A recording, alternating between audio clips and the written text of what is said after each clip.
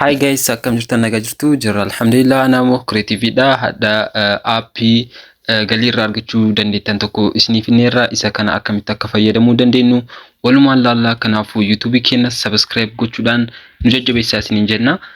Qaxxitaa gara appii kanaa seenna yoo gara appii kanaa seenu feesisaa kana fakkaata fuulli jalqaba kana fakkaata.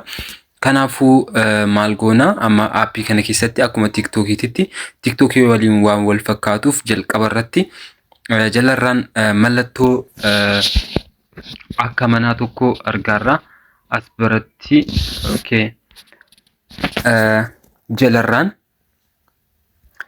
jalarraan mallattoo mana fakkaatu san isiisan yoo tuqnu akkanumatti scroll godhaatiin akkuma Facebook irratti yookaan ammoo Instagram irratti argitan viidiyoo fi suuraawwan garagaraa achi keessatti arguu dandeettanii akkuma argitan kanatti itti aaneetiin ammoo maal argitanii mallattoo searchii argitan jechuudha. Jalarraan mallattoo searchii argitanii mallattoo searchii san keessa yoo seentan ammoo viidiyoowwan search godhaman akkuma Instagram irratti argitan sanitti akkanatti viidiyoowwan search godhaman yookaan ammoo view argatan haala kanaan nuuf fidaa jechuudha. Itti aanseetiin mallattoo eda'uudha. Mallattoo eda'uu san keessa yoo seennu ammoo viidiyoo record gochuuf yookaan ammoo story irra gochuuf kan nu fayyadu yookaan ammoo post gochuuf kan nu fayyadudha jechuudha. Akkuma keessa seentaniin maal isinii fida? Wanta sadii isinii fida. Inni tokkoffaa post ka jedhudha. Post gochuuf viidiyoo post gochuuf isin fayyada. Itti aaneetiin ammoo stooriidha. Ad story irratti wanta barbaadan suuraa ta'uu danda'a, viidiyoo ta'uu danda'a gochuufi inni itti aanu reel ka jedhu kana reelii keessattis akkuma viidiyoo maama kanneen ittiin postatuuf kan nu gargaarudha jechuudha. Itti aaneetiin mallattoo gaalaarii san keessa yeroo seennu akkanatti gara gaalaarii kennaa nu fida. Eega seennee booda viidiyoo barbaanne tokko irratti tuqneetiin haala amma argitan kanaan deebinee gubbarraan next ka jedhu san tuqneetiin as biratti add description ka jedhu san irratti cadhisneetiin barreeffama wayii barreeffina.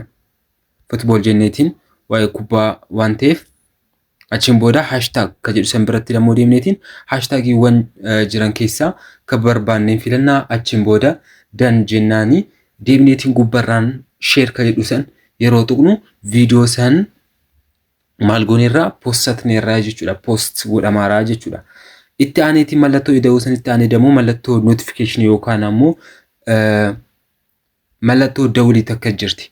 Isiisan yeroo tuqxan akkanatti namoota isin follow gootanii fi follow isin godhe haala kanaan notification isinii fida. Yoo namni referral code keessanii seen pointii akka isinii kenne as keessaan isinitti himuu danda'a jechuudha. Itti aaneetiin gara profaayilii keessanii seentan.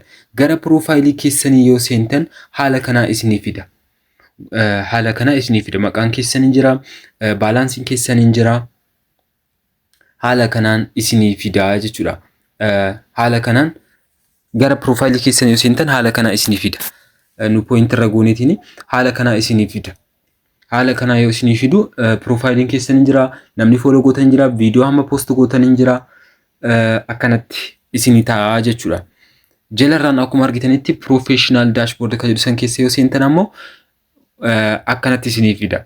Wanta gubbarratti hojjettanii fi achiin booda immoo appiin kun waan meeqaan akka kafaluu danda'u isinii fida jechuudha. Amma gubbarratti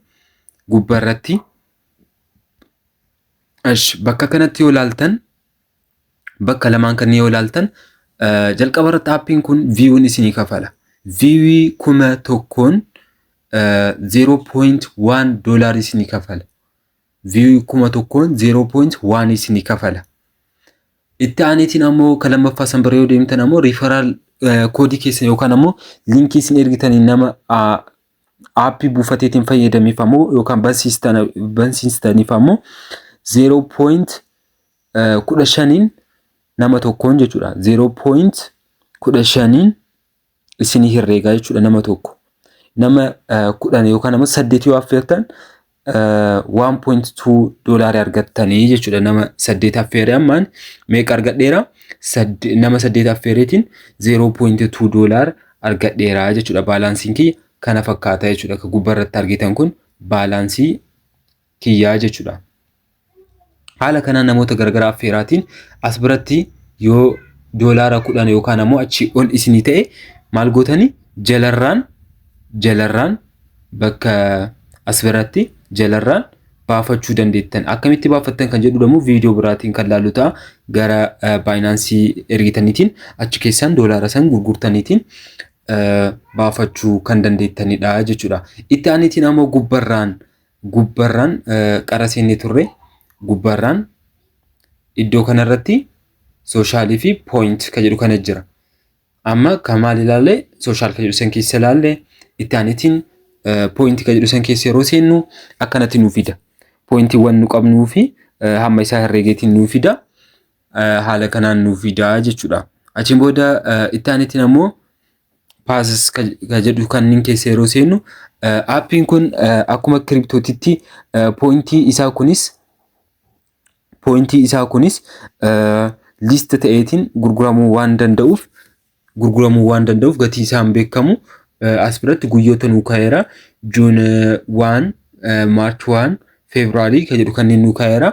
Guyyaa list ta'eetiin pointii asirratti pointii amma as bira nu kaa'e kanneen gurgurachuu dandeenya jechuudha. Guyyaawwan asitti nu kaa'ame kanneeniin gurgurachuu dandeenya waan ta'eef kanaafuu haala kanaan fayyadamneetiin aappii kanarraa galii argachuu dandeenya kan jedhudha. Itti aanutiin inni murteessaan tokko isin amma akkamitti argachuu dandeettan kan jedhu akkamitti hojjettaniitiin waan san akkamitti akka argachuu dandeettan aappii kanarraa ilaalleerra. Isin ammoo qarshii kan argachuuf rifalaal koodii keessan akkamitti namaa erguu dandeettan eessaa fuuneetiin erguu dandeenya kan jedhu maal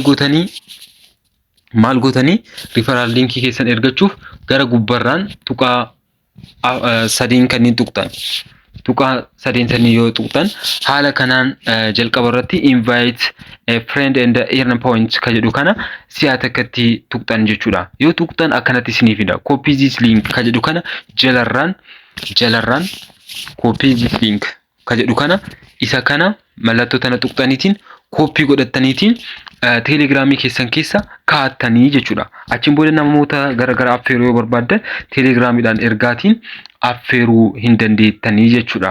Haala kanaan hojjechuu dandeettanii. Kanaafuu gaaffii yoo qabdan gaaffii keessan akka barbaadanitti na gaafadhaa. Teelegiraamii keessan illee gaafachuu dandeettanii. Akkuma buustaniitiin ammoo pointii 100 akkasii kennu yoo barbaaddan linkii yookaan ammoo viidiyoo kenna chaanaalii teelegiraamii kenna keessa kennerraa achi keessaan seentaniitiin linkii sanii fi rifaraal linkii san fayyadamtaniitiin aappii kana yoo bantan pointii 100 argachuu hin dandeettan jechuudha. Kanaafuu isa fayyadamaatiin banaa isiniin jedha. Gaaffii qabdaniif komentii keessan naaf barreessaa. Hayyee galatooma.